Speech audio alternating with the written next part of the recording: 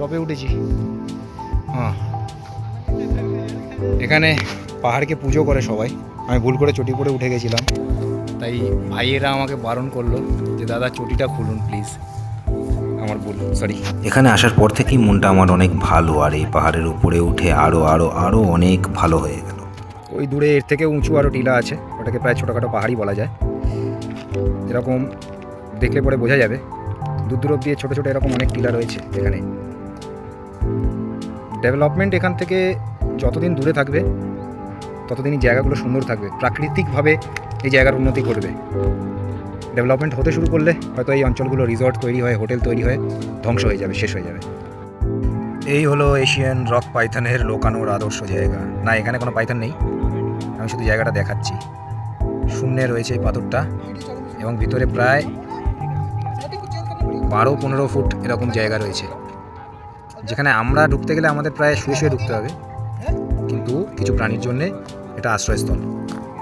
প্রথমে বললাম যে ফুটেজ পাইনি, আর এখন আমার ফুটেজ তৈরি করতে গিয়ে, মানে ছোট করে তৈরি করতে গিয়ে মাথা খারাপ হয়ে যাচ্ছে, তাই ভিডিওটা একটা পার্টে ছাড়তে পারছি না।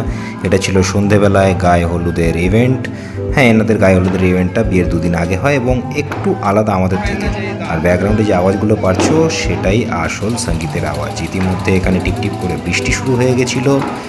বৃষ্টিটা এরকম অনুষ্ঠানের সময় হলে সত্যি খুব খারাপ লাগে, তবে এখানে বৃষ্টির কারণে ওয়েদারটা বেশ ঠান্ডা ঠান্ডা।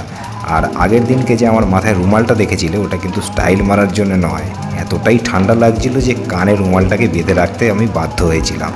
বলে রাখা ভালো, এটা জানুয়ারি ফেব্রুয়ারি নয়, আমি পয়লা বৈশাখে এখানে এসে উপস্থিত হয়েছি।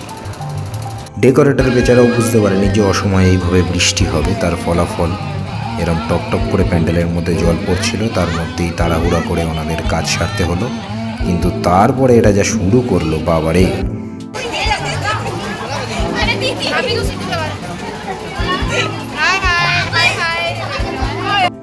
সবাই সিঁদুর মাখামাখি করছিল, আমি কেন বাদ যাবো? আমাকেও ছাড়েনি, ধরে টুক করে 2 গালে মাখিয়ে দিল। আমাকে বললো যে স্যার আপনি ব্লগ করছেন, তা আমরা নাচ করছি, যে আমাদের আনন্দের নাচটা সেটা দেখান। আপনার নাচ তো অত্যাচারের নাচ, তাই জন্য আমাকে দেখাতে হচ্ছে ওদের নাচ। এইরকম অনেকগুলো ফুটেজ ওরা আমাকে বানিয়ে দিয়েছে, বলেছে আপনার ব্লগে কাজে লাগবে, কিন্তু ব্লগটা এত বড় হয়ে গেছে যে আমি রাখতে পারলাম না। বাই দ্য ওয়ে, এটা ছিল আমার ঝাড়খণ্ড ডায়েরির মিনি ব্লগের ডে 2 এর পার্ট 2। বাকিগুলোর জন্য সাবস্ক্রাইব।